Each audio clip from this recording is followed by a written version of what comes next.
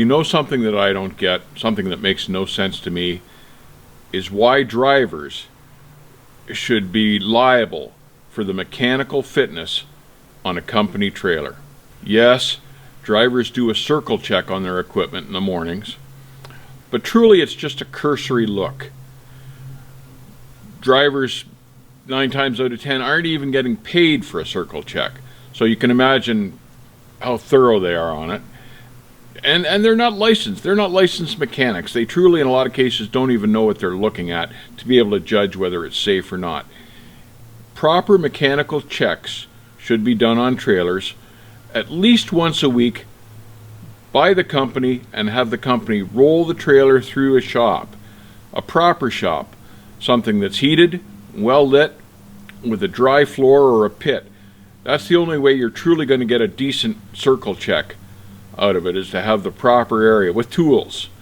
Not rely on the driver to lie in a snowbank underneath the truck somewhere first thing in the morning with a flashlight to check the equipment.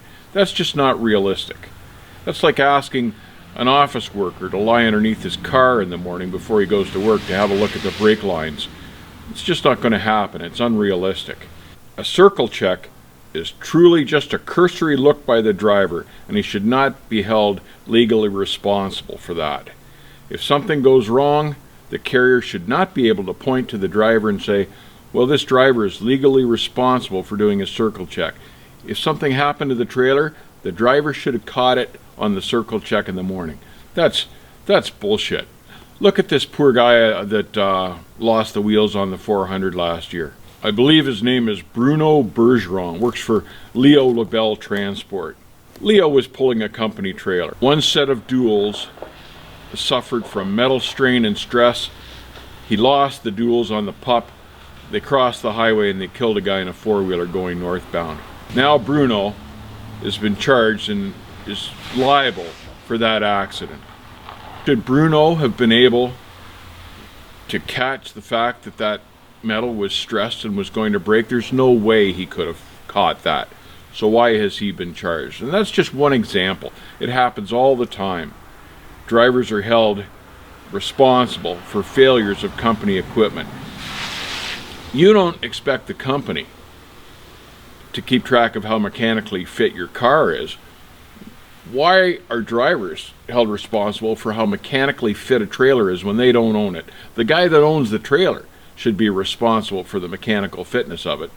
I can see the driver having a cursory look, call it a circle check, call it whatever you want, but truly it's the company's equipment and they need to be responsible.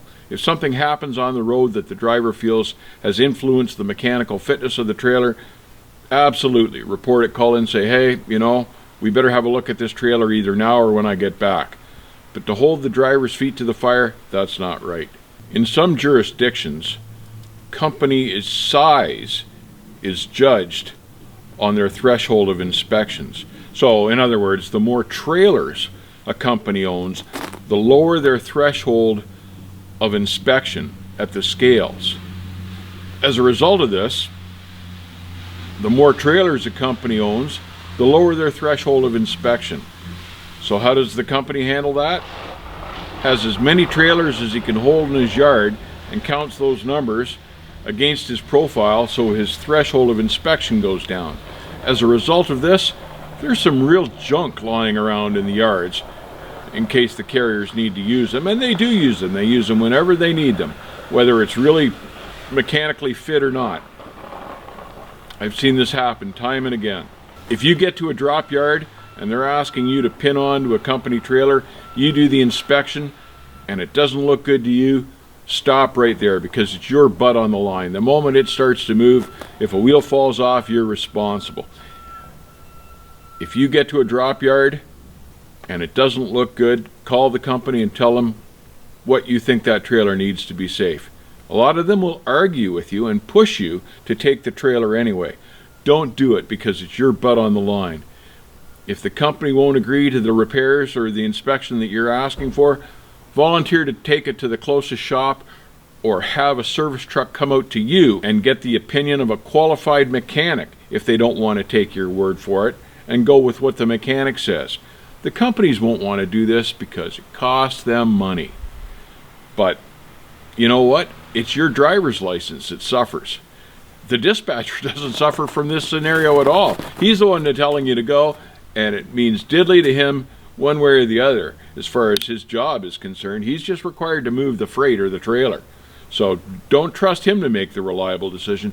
You're making the decision. If the company doesn't want to call a service truck in or allow you to take it to the nearest shop, your next step is to volunteer to call the local MTO or DOT officer in the area and have him come and inspect the unit. Let them tell you whether it's safe or not. And you know what? The companies don't want that at all. So then, at that point, they'll let you take it to a shop or call a service truck. If you play the hard hand and say, well, let's get the MTO involved or the DOT, the carrier will then back down, because then they know they're in trouble and they know you're standing your ground. And that's what you've got to do, because at the end of the day, this record follows you from job to job. And if you've been caught and put out of service a few times, it reflects on you, and it affects your ability to be hired again by a different carrier should you decide to move. It's your record that gets tarnished here. So it's in your best interest to keep your record clean. Trucking is a business, and trucking is about making money. So when you do these inspections, treat it like a business. And if it's going to hurt us, you need to take care of it, and don't be afraid to take care of it. It's a big issue these days, and it's becoming bigger. So do a thorough circle check, and if you don't like what you see, plant your feet, stand your ground, and get it fixed. Until the next time, drive safe, and I'll see you on the backhaul, drivers.